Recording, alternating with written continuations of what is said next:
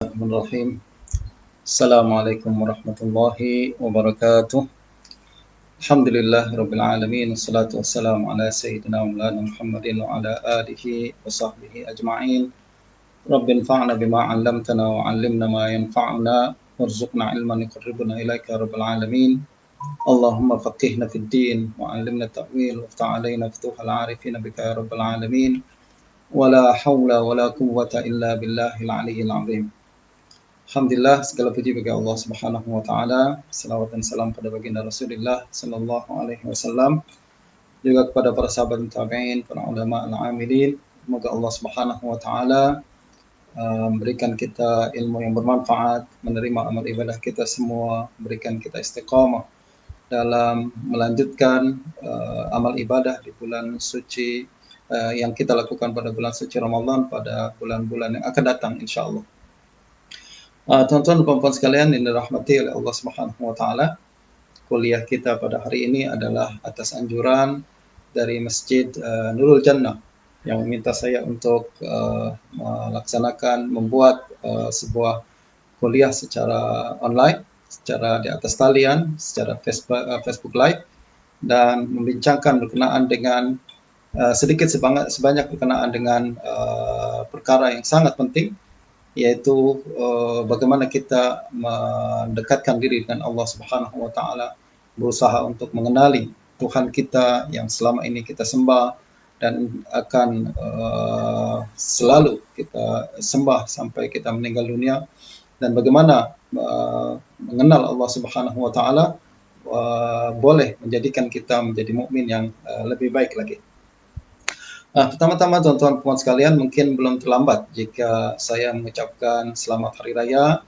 Mohon maaf zahir batin kepada semua para sahabat sekalian yang selama ini mengikuti post-post yang saya letakkan di Facebook page saya ini, dan mudah-mudahan pada bulan Syawal ini kita boleh menjaga momentum kita dalam beribadah kepada Allah Subhanahu wa taala, dan bagaimana semangat bulan suci Ramadan boleh kita bawa juga pada bulan ini dan bulan-bulan yang akan datang, membuat kita menjadi lebih dekat lagi dengan Allah Subhanahu wa taala.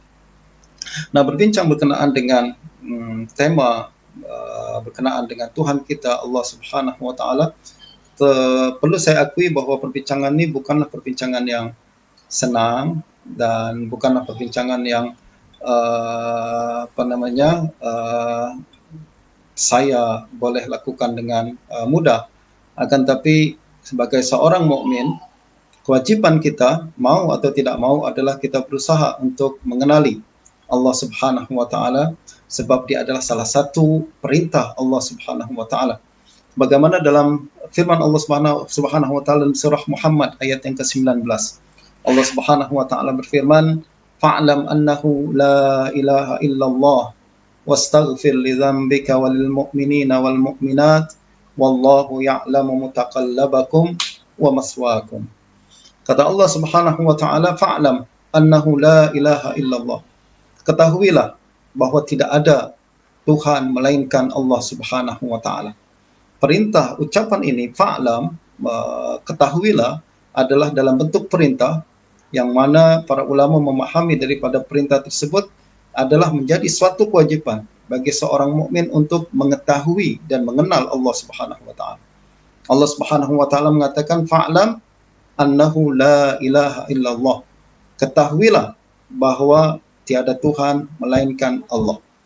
Jadi menjadi satu kewajiban bagi kita seorang mukmin untuk tahu, dan tahu di sini adalah bermakna yakin. Wajib bagi seorang mukmin untuk yakin bahwa pertama, Allah Subhanahu wa taala wujud, Allah Subhanahu wa taala memiliki sifat-sifat kesempurnaan yang wajib berada pada zat Allah Subhanahu wa taala, dan wajib bagi kita untuk meyakini sifat-sifat tersebut. Dan juga salah satunya adalah sifat wahdaniyah, yaitu la ilaha illallah, tiada Tuhan melainkan Allah Subhanahu wa taala. Kata Allah Subhanahu wa taala, fa'lam annahu la ilaha illallah wastaghfir li dzambika walil mu'minina wal mu'minat dan mintakanlah ampun bagi dosamu dan bagi dosa kaum mukminin dan mukminat. Ini juga menjadi perintah berikutnya, yaitu dalam ayat ini ada beberapa rangkaian perintah yang wajib kita laksanakan sebagai seorang mukmin. Pertama, meyakini dengan sepenuh hati akan kewujudan Allah Subhanahu wa taala dan kepemilikan Allah Subhanahu wa taala bagi sifat-sifat yang maha sempurna, yang maha mulia, yang maha indah, nama-nama yang maha indah, dan bahwa tiada Tuhan melainkan Allah Subhanahu wa taala. Berikutnya adalah istaghfir li dzanbika walil mu'minina wal mu'minat, mintakanlah ampun untuk dirimu dan juga untuk kaum mukminin dan mukminat. Ini perintah yang kedua, yaitu meminta ampun kepada Allah Subhanahu wa taala atas dosa yang pernah kita lakukan dan juga mintakan ampun untuk orang-orang yang berada di sekitaran kita, orang-orang yang rapat dengan kita, bahkan juga kepada seluruh kaum mukminin di seluruh pelosok dunia secara amnya. Ini adalah adab bagi seorang mukmin yang mesti kita laksanakan, bahwa kita meminta ampun bukan hanya untuk diri kita sendiri, tapi juga untuk orang lain, bahkan untuk seluruh kaum mukminin dan mukminat. Mengapa dalam sebuah hadis dikatakan bahwa setiap kali kita mendoakan orang lain, maka malaikat pun akan kembali mendoakan untuk diri kita. Jadi semakin ramai orang yang kita doakan, semakin ramai orang yang kita mintakan ampun kepada Allah Subhanahu wa taala, maka semakin banyak juga pulangan doa malaikat yang diucapkan untuk kembali kepada diri kita sendiri. Nah, tuan-tuan puan-puan sekalian,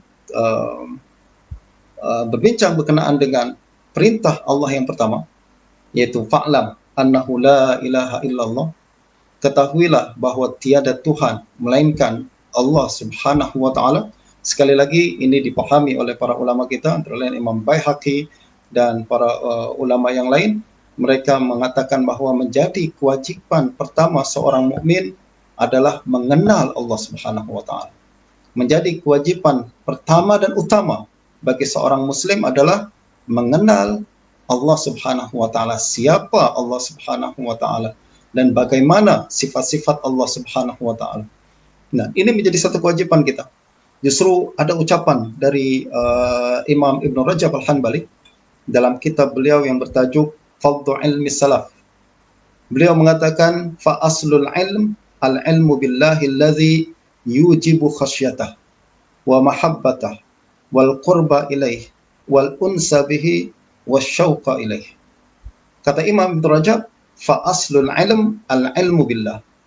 Asal sebuah ilmu, maknanya ilmu yang paling asas, ilmu yang paling pertama adalah al-ilmu billah, yaitu ilmu yang berkaitan dengan Allah Subhanahu wa taala. Jadi sama seperti yang disebutkan oleh Imam Baihaqi dan lain-lain, bahwa perkara pertama yang menjadi kewajiban seorang mukmin adalah meyakini Allah Subhanahu wa taala. Seperti itu juga disebutkan oleh Imam Ibn Rajab Al-Hanbali. Beliau mengatakan fa aslul ilmi al-ilmu billah. Asal semua ilmu yang paling basic dan paling mendasar, yang wajib untuk kita seorang mukmin untuk kuasai dan fahami dengan baik, tanamkan di dalam hati kita, adalah ilmu yang berkenaan dengan Allah Subhanahu wa taala.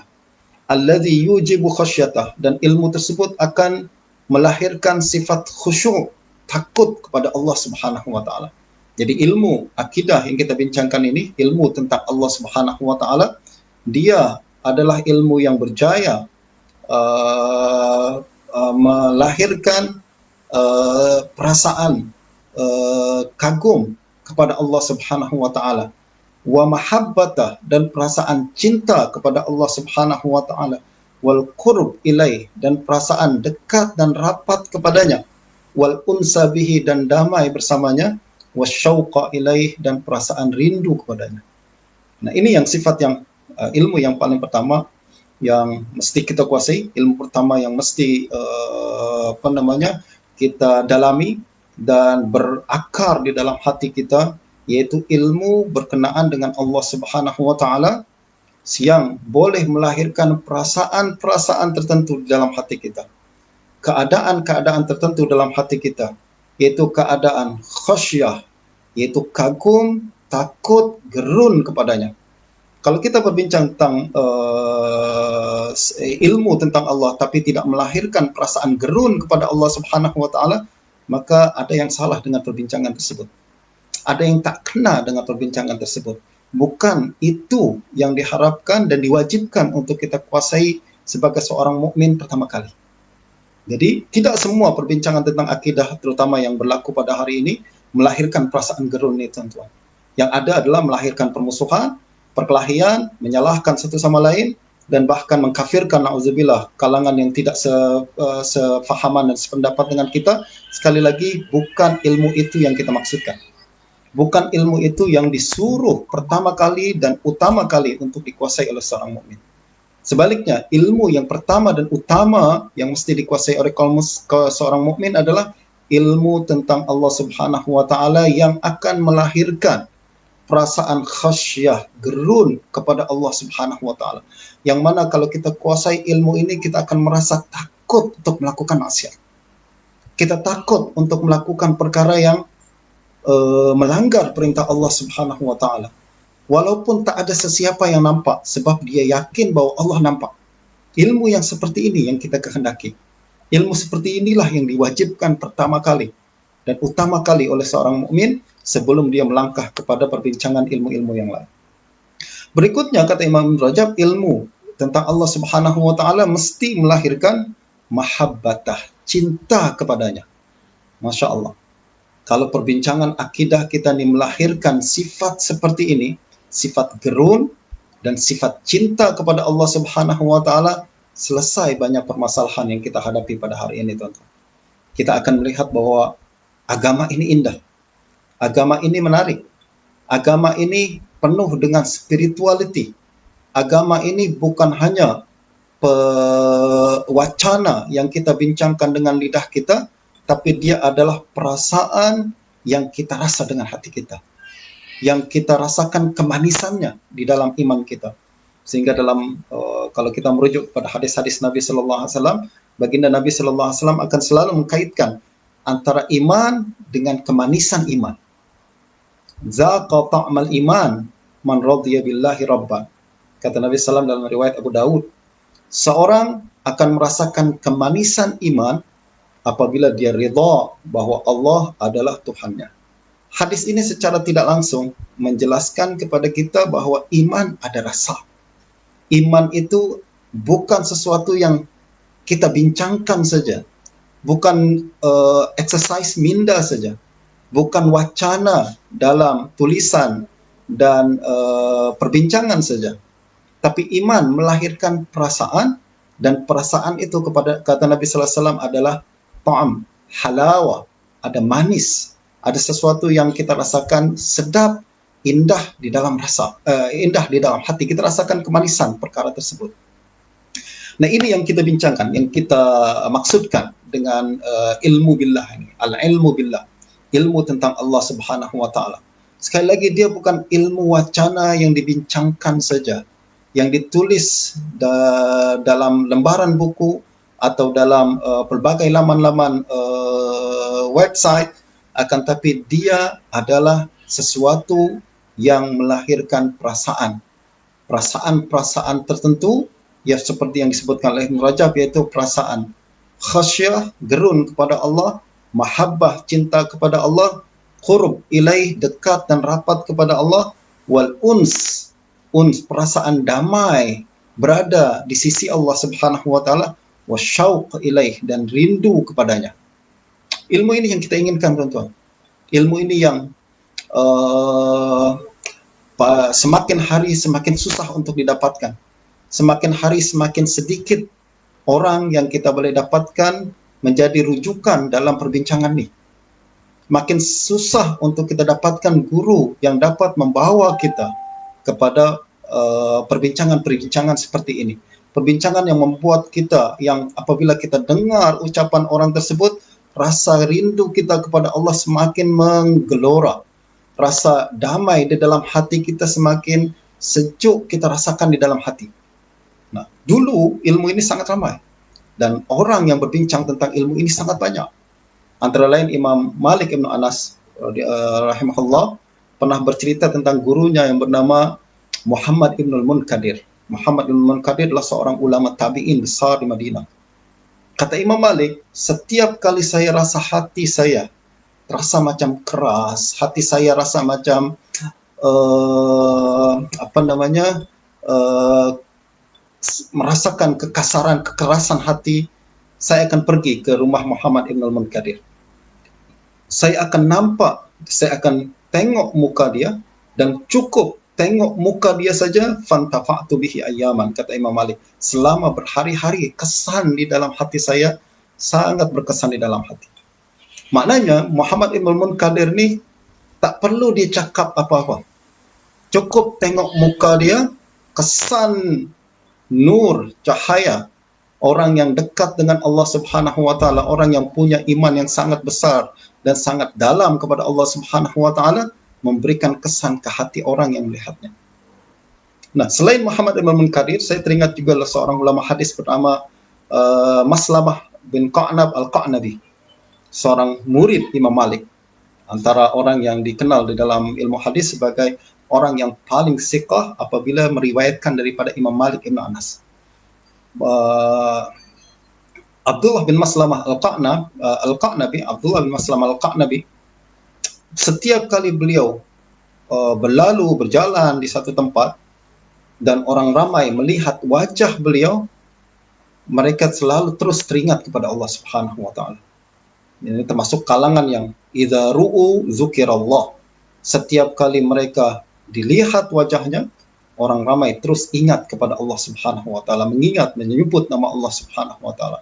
Masya Allah, orang-orang yang seperti ini yang dulu ramai, orang-orang seperti ini yang dulu sangat banyak, makin hari semakin pupus, makin hari makin susah untuk didapatkan, sehingga kita hanya mendapati mereka di dalam buku-buku saja.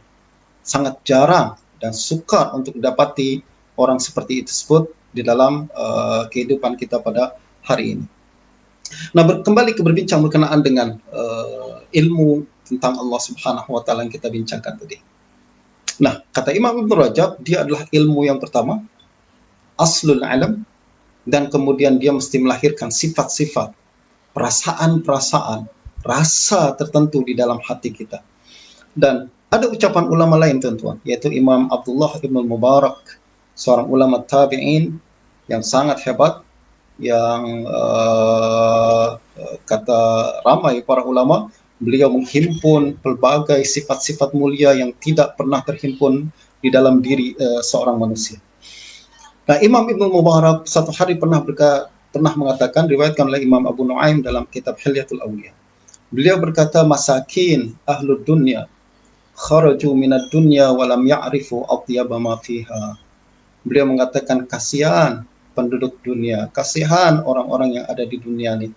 Mereka keluar daripada dunia namun belum merasakan sesuatu yang paling nikmat yang ada di atas muka bumi. Beliau menyindir kepada ahlu dunia, yaitu orang-orang yang menyibukkan diri dalam mencari harta, mengumpul duit, mengejar kedudukan dengan harapan bahwa mereka akan mendapatkan kebahagiaan. Kata Ibnu Mubarak, orang-orang seperti ini kasihan, masakin. Mereka meninggal dunia nanti belum merasakan sesuatu yang lebih nikmat dan lebih lazat yang pernah ada di atas muka bumi. Apa dia? Ma'rifatullah, yaitu kenal Allah Subhanahu wa taala. Masya Allah, kata Imam Ibnu Mubarak, tak ada kelezatan yang paling lezat, tak ada kenikmatan yang paling nikmat melebihi kenikmatan mengenal Allah Subhanahu wa taala, melebihi kelezatan untuk mengenal Allah Subhanahu wa taala. Tuan-tuan, bagaimana ini menunjukkan bahwa mengenal Allah Subhanahu wa taala bukan saja sebuah kewajiban dan bebanan yang mesti kita laksanakan, akan tetapi kenal Allah Subhanahu wa taala menjanjikan kenikmatan yang paling besar, menjanjikan kemanisan yang paling manis, yang mana rugi kalau kita hidup 70 tahun di atas muka bumi, 80 tahun di atas muka bumi, 50 tahun hidup di atas muka bumi, tapi tak pernah merasakan kenikmatan seperti ini. Rugi kita buang-buang masa, kita buang-buang energi, kita buang-buang duit, tapi tidak pernah merasakan sesuatu yang paling nikmat. Ramai di antara kita menyangka bahwa kenikmatan adalah apabila kita memiliki uang yang berlimpah di account bank kita. Ada lagi yang membayangkan bahwa kenikmatan adalah memiliki rumah yang besar, memiliki pelbagai kemudahan, tapi ya tidak dinafikan bahwa perkara tersebut memang melahirkan kenikmatan. Tapi ingat, kenikmatan yang paling nikmat, kenikmatan yang paling kemuncak, kenikmatan yang paling indah yang sepatutnya kita kejar, yang sepatutnya kita berikan perhatian lebih besar adalah kenikmatan mengenal Allah Subhanahu wa taala. Dan perkara ini tuan-tuan, dan kalau kita melihat lagi bagaimana biografi dan riwayat hidup para ulama kita yang terdahulu, kita akan dapati mereka adalah orang yang paling nikmat, orang yang paling sedap hidupnya. Sebagaimana disebutkan oleh Imam Al-Qushairi, Abdul Karim Al-Qushairi dalam kitab Risalah Qushairiyah. Beliau mengatakan, man arafa Allah safa lahul aish. Siapa yang kenal Allah, hidupnya akan jernih. Wa tabat lahul haya, dan hidupnya pun akan terasa nikmat. Wahabahu kullu syai, dan segala sesuatu akan gerun kepadanya. Wa zahaba minhu khauful makhluqin, dan takut kepada makhluk akan hilang daripada hatinya. Wa anisa billahi ta'ala, dan dia akan rasa tenang dengan Allah Subhanahu wa taala. Siapa yang kenal Allah dengan sebenar-benarnya, siapa yang memiliki apa yang kita sebut sebagai ma'rifatullah, kenal dengan Allah dengan sebenar-benarnya, maka hidupnya akan menjadi jernih, hidupnya akan menjadi nikmat, dan juga segala sesuatu akan tunduk kepadanya dan tak ada lagi perasaan takut dan bimbang di dalam hatinya. Orang seperti ini tuan-tuan, adakah siapa yang yakin dan iman kepada Allah dengan sebenar-benarnya dia tidak akan tertimpa musibah? Tak, mereka akan tertimpa musibah. Adakah kalau kita punya keimanan yang tinggi, keyakinan yang kuat, rizki akan berlimpah-limpah pada kita dan kemudian semua pintu dunia akan terbuka untuk kita? Mungkin tidak. Bahkan sebaliknya, orang yang mendapatkan keimanan, yang memiliki keimanan, mungkin akan tertimpa musibah yang banyak, mungkin akan menghadapi cabaran hidup yang sangat besar. Tapi bezanya antara orang yang punya iman dengan tak punya iman adalah apabila mereka tertimpa musibah, mereka ada pegangan. Apabila mereka hidup dalam kesempitan, mereka ada harapan, yaitu Allah Subhanahu wa taala. Berbeza dengan orang yang tidak memiliki iman. Berbeza dengan orang yang tidak memiliki keyakinan yang kuat berkenaan dengan Allah Subhanahu wa taala. Apabila mereka tertimpa musibah, mereka tak ada pegangan sama sekali. Apabila mereka tertimpa kesempitan dan dihimpit oleh kesukaran-kesukaran hidup, tak ada sesuatu yang menjadi pegangan mereka sehingga mereka hilang punca, bahkan mereka putus asa, dan na'udzubillah, bahkan ada juga yang kemudian berusaha untuk mengakhiri hidupnya sendiri dengan melakukan perkara-perkara yang diharamkan oleh Allah Subhanahu wa taala. Nah, sekali lagi, iman kepada Allah, kenal Allah Subhanahu wa taala, yakin dengan segala sifat-sifat yang dimiliki oleh Allah Subhanahu wa taala akan membawa kenikmatan hidup. Dan kenikmatan hidup bukan bermakna kita tak tertimpa musibah, tak. Akan tapi kalau kita tertimpa musibah, kita masih ada pegangan. Apabila kita tertimpa musibah, kita masih mendapatkan ketenangan. Apabila kita tertimpa kesusahan, kita masih ada lagi sesuatu yang kita harapkan, yaitu Allah Subhanahu wa taala. Kita selalu masih bergantung pada Allah Subhanahu wa taala. Dan tengok tuan-tuan, apabila kita melihat sejarah hidup para ulama kita, dan kita akan nampak bahawa ramai di antara mereka yang hidup dalam kesusahan, hidup dalam kesempitan, hidup dengan pelbagai himpitan hidup yang jauh lebih berat daripada yang kita hadapi pada hari ini, akan tapi masih merasakan kenikmatan hidup juga, masih merasakan ketenangan di dalam hati mereka, dan masih lagi merasakan ketentraman dan kemanisan iman di dalam hati mereka. Antaranya adalah saya boleh sebutkan antara lain seorang ulama besar dari Turki bernama Syekh Mustafa As-Sabri. Syekh Mustafa Sabri. Kisah beliau saya sebutkan dalam beberapa buku yang saya tulis, antaranya buku Ikon Rijal dan lain sebagainya. Saya berbincang berkenaan dengan bagaimana seorang yang hebat, yang besar ini menghadapi cabaran hidup yang sangat-sangat berat. Dan sedikit untuk makluman, beliau adalah seorang ulama besar, seorang mufti, istilah kita mufti kebangsaan yang ada di Turki pada ketika Turki masih mengamalkan sistem khilafah dahulu. Dan beliau adalah antara Syekhul Islam yang terakhir di dalam kekhilafahan Turki. Dan pada saat itu Turki tengah mengalami proses sekularisasi yang dilakukan oleh Kemal Atatürk dan para penyokong dia. Dan kita tahu dalam sejarah bagaimana kumpulan Kemal Atatürk dan gerakan beliau untuk memberikan tekanan hebat kepada setiap para ulama, dan terutama adalah orang-orang yang memegang jawatan-jawatan penting di dalam kerajaan Khilafah Utsmaniyah pada hari itu. Singkat cerita tuan-tuan, Syekh Mustafa Sabri terpaksa hijrah dari negeri dia untuk menyelamatkan iman dan ahli keluarganya. Sebab kalau dia masih stay di negeri Turki, dia mungkin terpaksa, tentulah dia akan menghadapi banyak tekanan, bahkan dimasukkan dalam penjara berkali-kali dan hampir untuk dibunuh.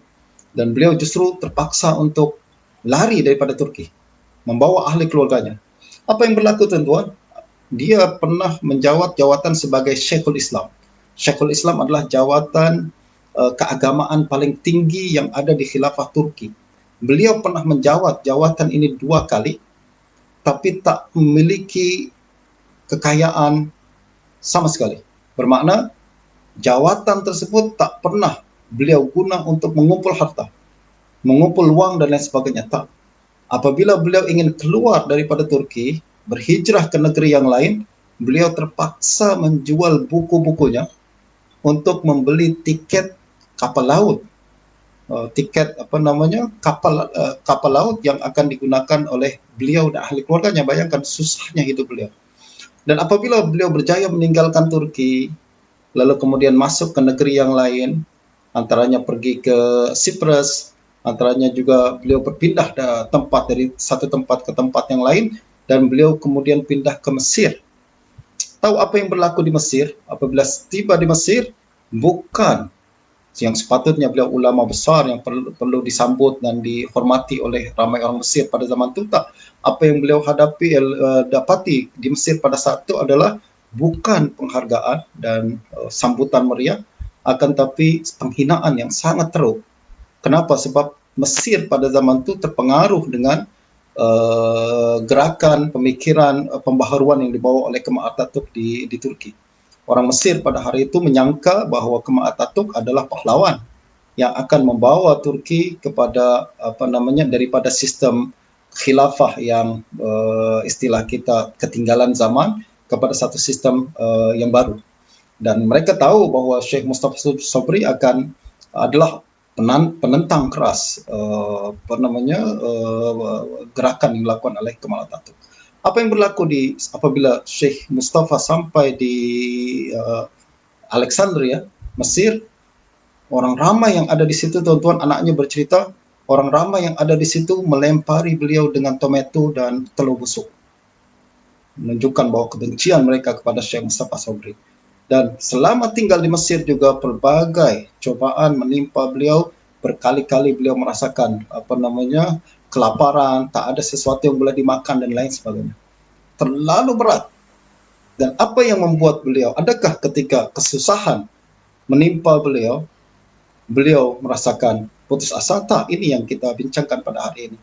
Yaitu setiap orang yang punya iman kepada Allah Subhanahu wa taala, apabila menghadapi cabaran, memang cabaran itu sangat berat kita nampak, tapi mereka masih mendapatkan ketenangan dalam hati.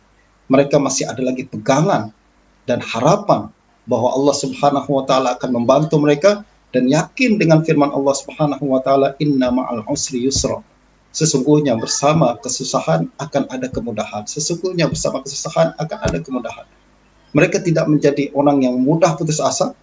Sebaliknya, mereka akan selalu optimis, selalu merasa bahwa apa yang mereka hadapi ini tak lain adalah bagian daripada kehidupan.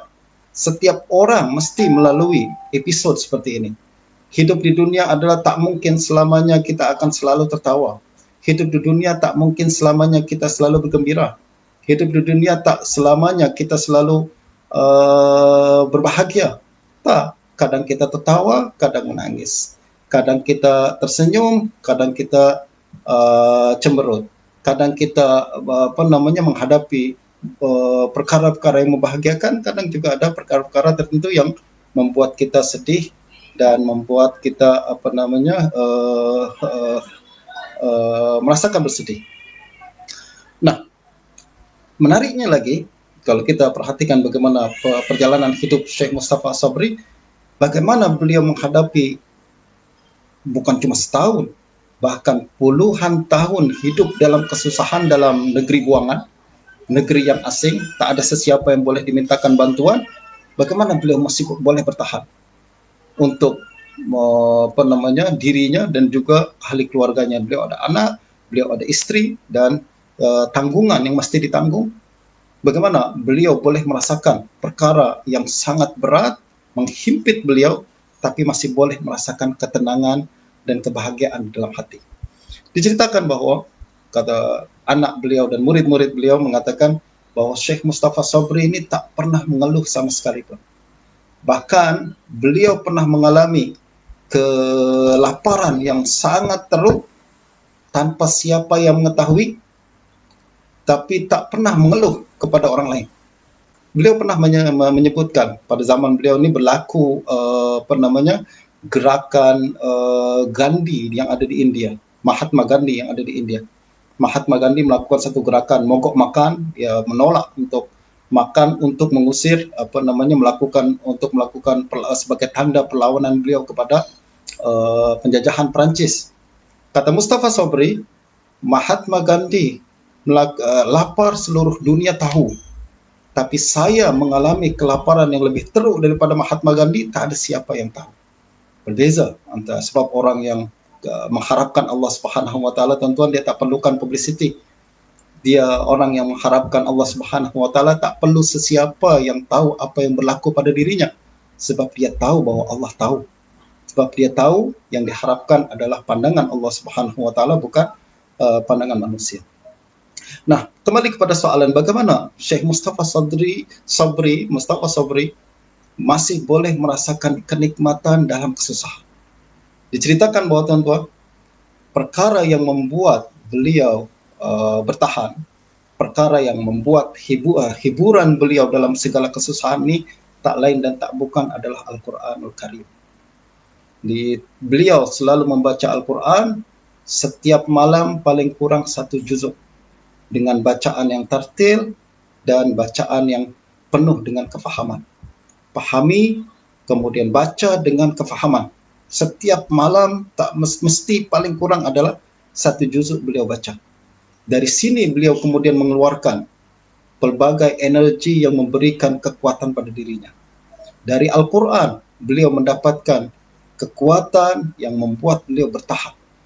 Dan ini juga yang kemudian sebenarnya diajarkan oleh baginda Nabi Sallallahu Alaihi Wasallam. Ada sebuah hadis diriwayatkan oleh Imam Baihaqi dan lain-lain, dan Hakim dan lain-lain, bahwa baginda Nabi Sallallahu Alaihi Wasallam mengajarkan kepada setiap orang yang berada dalam kesusahan, setiap orang yang berada dalam kesempitan, baginda mengajarkan doa seperti ini, yaitu Allahumma inni abduk wabnu abdika wa amatik nasiyati biyadik madin fiya hukmuk adlun fiya qada'uk as'aluka bikulli ismin huwa lak sammaita bihi nafsak aw anzaltahu fi kitabik aw 'allamtahu ahadan min khalqik aw ista'sarta bihi fi 'ilmil ghaibi 'indak an taj'al al-Qur'anal Karim rabi'a qulubina wa jala'a ahzanina wa dhahaba humumina wa humumina. Secara maksudnya, ya Allah, aku adalah hambamu. aku adalah anak daripada hamba-Mu. Semua yang Engkau tentukan berlaku pada diri saya. Apa yang Engkau tentukan mesti tak boleh saya elak. Apa yang Engkau tetapkan berlaku pada diri saya. Pada saat ini saya meminta kepadamu ya Allah, dengan semua nama-nama yang telah Engkau turunkan di dalam Al-Quran, nama-nama yang Engkau simpan tidak diberitahukan kepada sesiapa. Saya meminta agar Engkau menjadikan Al-Quran sebagai hiburan hati saya dan penenang hati saya dan kegembiraan dan penghapus segala kesedihan dan kesusahan dalam hati saya. Maknanya Nabi mengajarkan kesusahan hati kaitkan dengan Quran. Quran mengandungi syifa, Quran mengandungi obat, Quran mengandungi segala sesuatu yang kita perlukan untuk menyembuhkan hati kita yang tengah sedih, hati kita yang tengah bimbang, hati kita yang tengah risau. Kalau bimbang, jangan mengadu ke muka buku. Kalau bimbang, jangan tulis status di dalam Facebook. Tak ada sesiapa yang boleh bantu kita di Facebook tersebut. Tak ada sesiapa yang boleh menghapuskan kegembiraan, kebimbangan dan ketakutan kita. Kalau kita bimbang, ambil air wudu, baca Al-Quran. Kalau kita bimbang, baca Al-Quran, tadabbur kandungannya, sebab Quran syifa, sebab Quran adalah penawar dan juga sesuatu yang Allah turunkan untuk menghapuskan segala kebimbangan dan kerisauan yang ada di dalam hati kita. Nah, tuan-tuan dan puan-puan sekalian, apabila kita berbincang berkenaan dengan Allah Subhanahu wa taala, sekali lagi bermakna bahawa keyakinan kepada Allah dia bukan setakat exercise minda saja, tapi dia juga berkaitan paling besar dengan hati kita. Siapa yang memiliki keimanan yang kuat akan memberikan kesan yang besar dalam kehidupan dia. Dan sekali lagi, siapa yang memiliki keimanan yang kuat, maka dia akan merasakan ketenangan. Dan lebih penting lagi adalah apabila orang memiliki keimanan yang kuat kepada Allah Subhanahu wa taala, maka setiap kesusahan insya Allah akan dirasakan kemudahannya, dan setiap kesempitan, kerisauan, kebimbangan, ketakutan insya Allah akan berganti dengan kebahagiaan, akan berganti dengan kegembiraan, dan akan berakhir dengan keceriaan dan kebahagiaan daripada yang Allah turunkan kepada kita insya Allah. Nah, tuan-tuan dan puan-puan sekalian, selain itu juga satu perkara yang menarik daripada iman kepada Allah Subhanahu wa taala, tuan-tuan, adalah iman kepada Allah Subhanahu wa taala, keyakinan yang mendalam berkenaan dengan Allah Subhanahu wa taala, dia juga akan membuat ibadah kita menjadi semakin nikmat. Ibadah setengah orang ni, tuan-tuan, ada yang beribadah hanya sekedar formality saja. Dia melihat solat hanya sebagai kewajipan saja. Justru kalau dia sudah melaksanakan solat, rasa macam lepas daripada kewajipan tersebut, tak ada lagi bebanan yang berada di dalam bebanan dia. Ini lebih baik daripada orang yang tidak melakukan solat tentu saja. Orang yang punya perasaan seperti itu lebih baik daripada orang yang tak salat sama sekali, betul.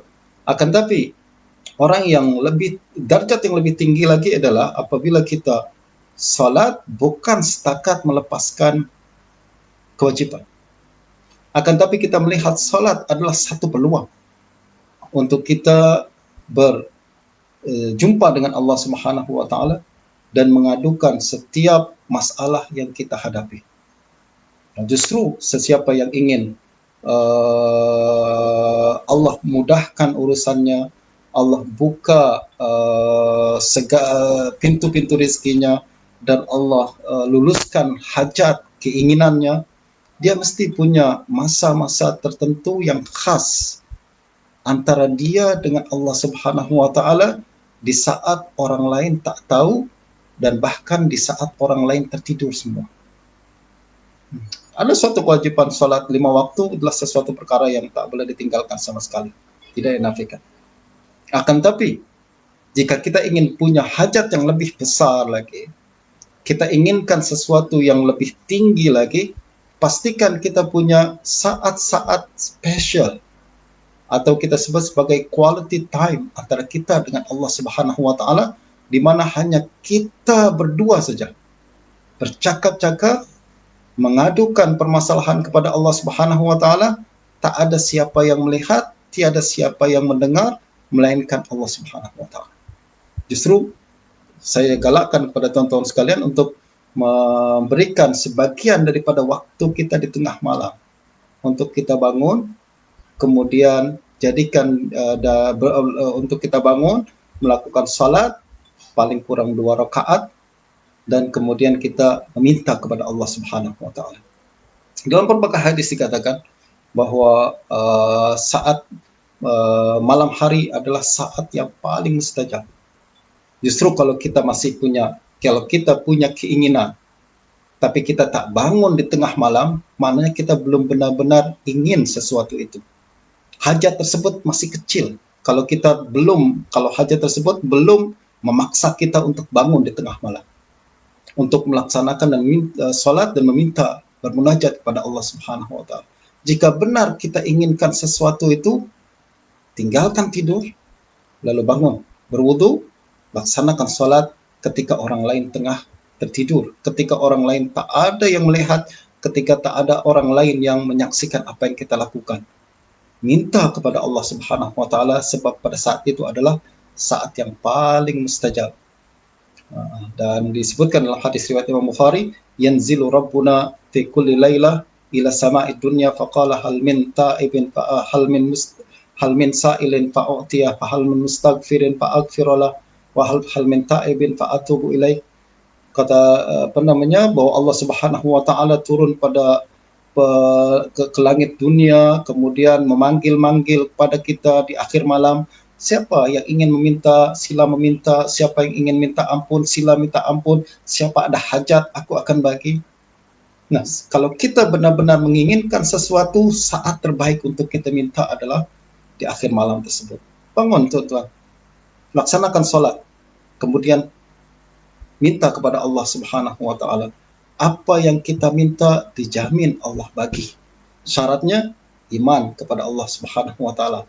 Yakin bahwa Allah Maha mendengar, yakin bahwa Allah Maha menyahut, Allah Maha baik, bahwa Allah Maha selalu mengabulkan permintaan dan kehendak orang yang minta kepadanya. Dan kita tak akan boleh melakukan perkara tersebut kalau tidak merasakan, tidak memiliki asas di dalam iman kepada Allah Subhanahu wa taala. Asas bahwa Allah Subhanahu wa taala memiliki sifat-sifat sempurna. Kita kenal Allah Subhanahu wa taala, kita suka rapat dengannya, kita selalu menginginkan dan menunggu-nunggu saat untuk kita berdua-dua dan bercakap dengan Allah Subhanahu wa taala. Dan justru kalau kita lihat pelbagai ulama kita dan tuan di kalangan ahli tasawuf, mereka selalu bercerita, mereka selalu mempunyai quality time dengan Allah Subhanahu wa taala di akhir malam itu. Ada yang selalu mengatakan munzu arba'ina sanah ma ghammani illa tulu'ul fajr. Sejak 40 tahun yang lepas, tak ada sesuatu yang membuat saya sedih melainkan terbitnya fajar. Maknanya dia rasakan kenikmatan yang sangat hebat, kenikmatan yang sangat lazat di waktu malam apabila bermunajat dengan Allah Subhanahu wa taala. Ini yang berlaku, ini adalah warisan yang mereka warisi daripada baginda Nabi sallallahu alaihi wasallam, di mana baginda setiap malam akan melakukan tahajud sampai bengkak-bengkak kaki baginda, dan kesakitan fisik yaitu bengkak-bengkak tersebut, tuan-tuan, tidak menghalangi baginda untuk terus melakukan tahajud, sebab kenikmatan dan kelezatan bermunajat mengalahkan kesakitan tersebut. Sebab kenikmatan bercakap dengan Allah Subhanahu wa taala, mendekat kepada Allah Subhanahu wa taala, membuat kita mengabaikan kesakitan yang kita alami akibat kita berdiri terlalu panjang di dalam salat tersebut. Nah, justru tuan-tuan, sekali lagi, ini adalah peluang yang sangat besar daripada Allah Subhanahu wa taala untuk kita, bagi Allah membuka peluang untuk kita mendekat kepadanya, untuk kita berbincang kepadanya, untuk kita mengadu dan mengeluh kepadanya. Setiap keluhan yakinlah Allah dengar, setiap permintaan akan Allah kabulkan, dan setiap apa yang kita kehendaki, yakinlah bahwa Allah Subhanahu wa taala tahu apa yang terdapat di dalam hati kita dan tahu apa yang terbaik untuk kita, dan mudah-mudahan apa yang kita lakukan pada malam tersebut akan membuahkan hasil yang akan tidak lama lagi kita akan boleh segera nampak kesan daripada apa yang kita lakukan pada malam tersebut. Nah, tuan-tuan dan puan-puan sekalian, saya rasa kesempatan ini adalah sekedar pembukaan untuk kita berbincang lebih dalam lagi tentang Allah Subhanahu wa taala pada masa-masa akan datang. Dan kaedah yang kita lakukan adalah bagaimana kita mengenal Allah Subhanahu wa taala menerusi ayat-ayat suci Al-Qur'an, menerusi hadis-hadis Nabi sallallahu alaihi wasallam, sebab tiada sesiapa yang mengenal Allah melainkan baginda Nabi sallallahu alaihi wasallam. Tak ada sesiapa yang lebih mengenal Allah Subhanahu wa taala melainkan baginda Nabi yang telah diturunkan Al-Qur'an dan diberikan ilmu yang sangat luas daripada Allah Subhanahu wa taala untuk disampaikan kepada kita umat Islam pada hari ini. Mudah-mudahan sebagai pembukaan kita boleh berjumpa semula pada masa akan datang untuk berbincang dalam topik yang sama dengan kupasan lebih dalam lagi, insyaallah. Mohon maaf kalau ada kesalahan dan kekurangan. Wabillahi taufiq wal hidayah. Wassalamualaikum warahmatullahi wabarakatuh.